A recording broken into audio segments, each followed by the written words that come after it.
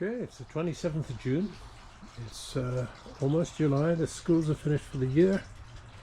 And quick walk around the house. Just keep tabs on what's happening here. Got the bird bath out. The bird feed is going. We've got peaches coming up on our little peach tree. Plastered up against the side of the house here.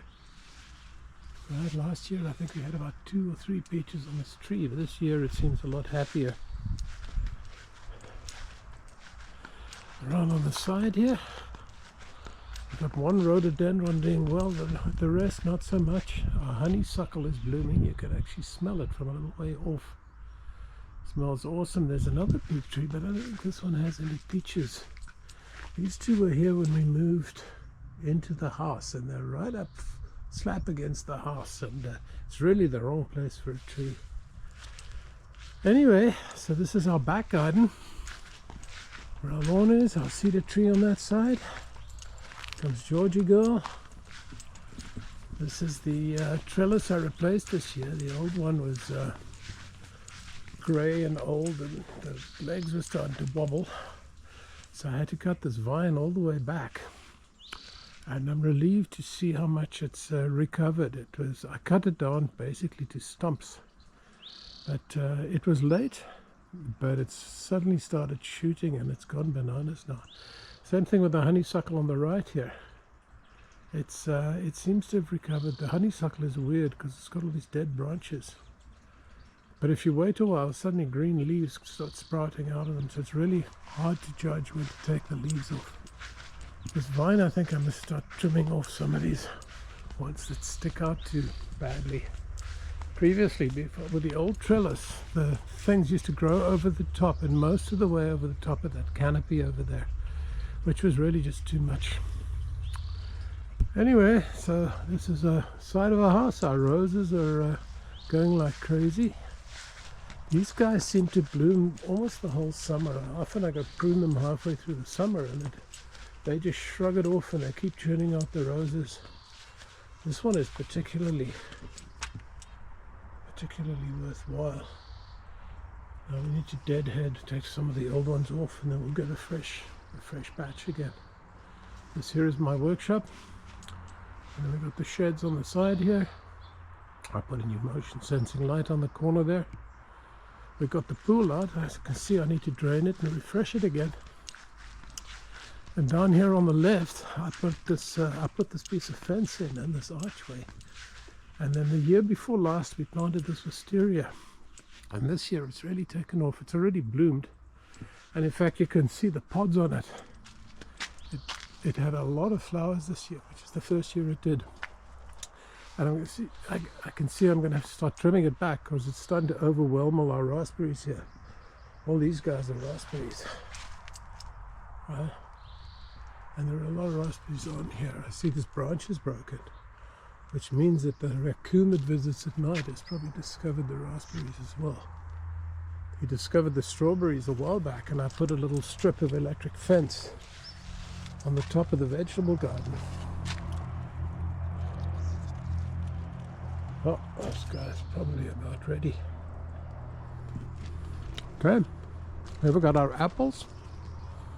There were so many apples on this tree. I must have cut off at least half of them. I thinned them out. But there's still so many. And then across here, this is our Bartlett pear tree. Same story.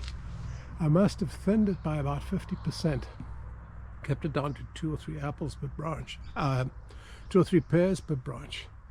But they seem to be going great guns here. These Bartletts that come off this tree are delicious. But they're always a bugger because you've got to pick them about 3 days before they're properly ripe, and then they ripen off the tree. And then they're at their prime for only really 2 or 3 days before they start going downhill. And then down at the end is the plum tree. And now this plum tree is just full of fruit. Let me just get the screen on again. Have a look at this. See, I have some aphids on here. I must spray it off again. But if you get under this tree and look around, it's so full of fruit. Now this tree had black knot on it. You know, when you get these black lumps on the branches. And I cut it all the way back about 4 years ago, down to basically these stumps, just the big branches. And given its established roots, it started shooting, and it's gone actually bananas. Last year we had maybe about 15 plums off it, and this year there are just hundreds. Now I've read up, and they say apples and pears you can thin, but plums will tend to self-thin. So I haven't really done too much thinning on those, but I'm sure there are more than the tree can bear. I mean, look at these bunches. I might still go through with my little snippers and take off about a third of those. And then lastly we had Bosch pears on this back tree. Right, they're already getting brown in places, but they're still pretty small. So these always ripe a little bit after the Bartletts. And these are great, they're firmer, right? The Bosch pears are always firmer than the Bartletts. Bartletts are soft and sweet, and these are pretty firm. They crunch like an apple when you eat them, but they're very tasty. Anyway, this is the back. This is Bobsy's vegetable garden. You'll note the electric fence on the top, the anti-raccoon measures. The blueberries are doing really well. We got a lot of berries this year again, and some of them are even starting to turn blue. If you look through the fence there, last year we put up this fence around it. Otherwise, the birds just have a field day. They just polish it all off. So this is all Bobsy's work here. Those are gem squash there. So we have our first gem squash developing on the fence here. But these guys will grow up. And then these, the three on the right are zucchinis. Bobsy just planted them this morning. They tend to grow like crazy. And what do we got here? Under the sheet we've got cabbages. She always covers them up because those cabbage moths tend to lay their eggs in there, and you get holes in all the cabbage. So that keeps them off. Along the back we got sunflowers. I've got snap peas and snow peas growing up on the trellis there. The orange thing is actually the solar powered electric fence charger. Right, this is beetroot in front here and carrots. This is the other side of the blueberries, and there's more blueberries on the right there. The butternuts are on this big ugly trellis in the middle. And all along the back fence there's tomatoes. And then on the right here, that looks like the tail end of some of the peas. You can see there's still some hanging on there, but they look like they're not doing too well. This arugula here has gone a bit wild. And this is lettuce, and this is the strawberry patch. This is what that raccoon was raiding. But going through here, it's like a treasure hunt. There are so many strawberries underneath. Right, but you have to hunt for them. It's like an Easter egg hunt. Okay, so these are the... this looks like a squash of sorts over here.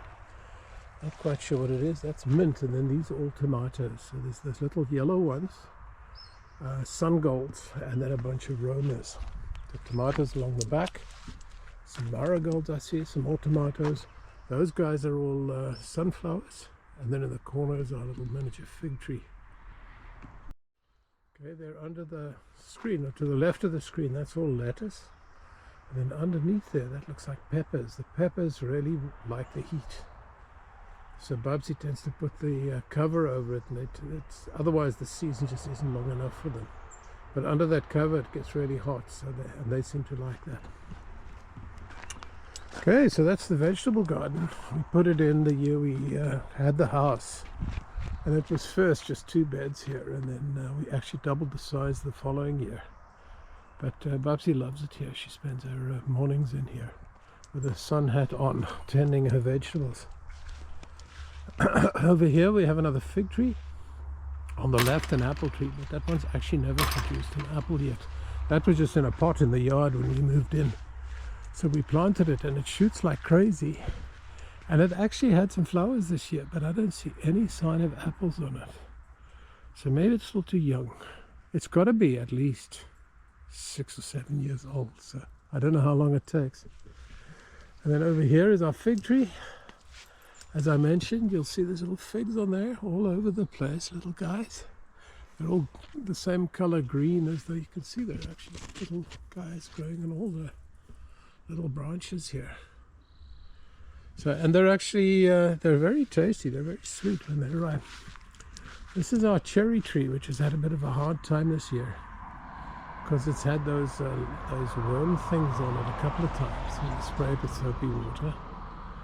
And then it had sort of longish bugs that looked like ladybugs, but there was some sort of cherry bug.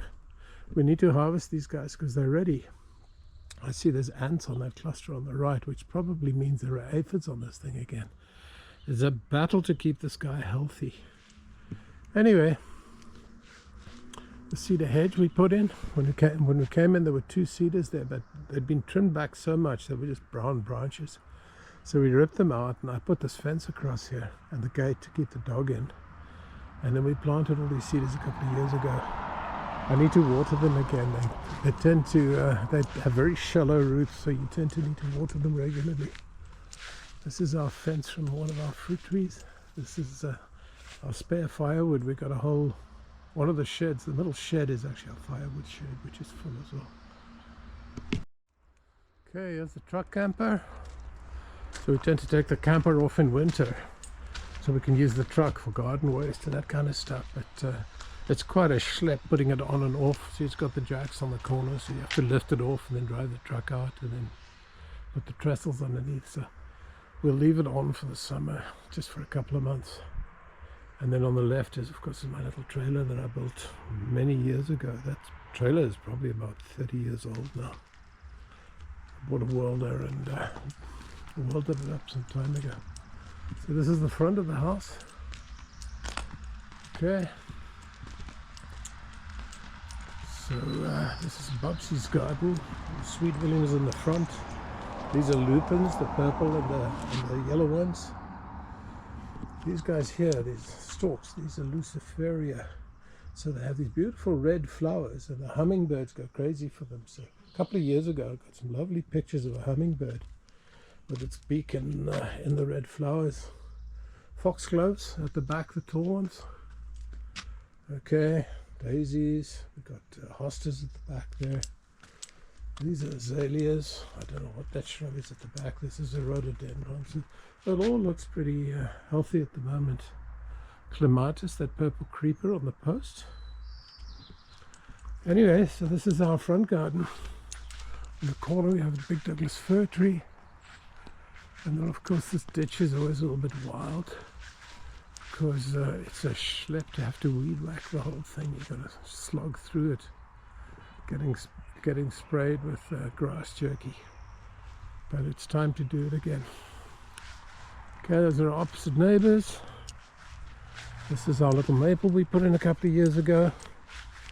It's looking good. We got a gift voucher from Billy and Clinton, and we bought a maple tree with it and stuck it in the garden here just to break up the width of the lawn. And then these are California lilacs at the gate posts. And they've also gone crazy over the last few weeks. They've grown like crazy, but I just wanted to wait for them to stop blooming before I trim them back with my hedge trimmer. Anyway, so that's the Hendricks home at the end of June 2026.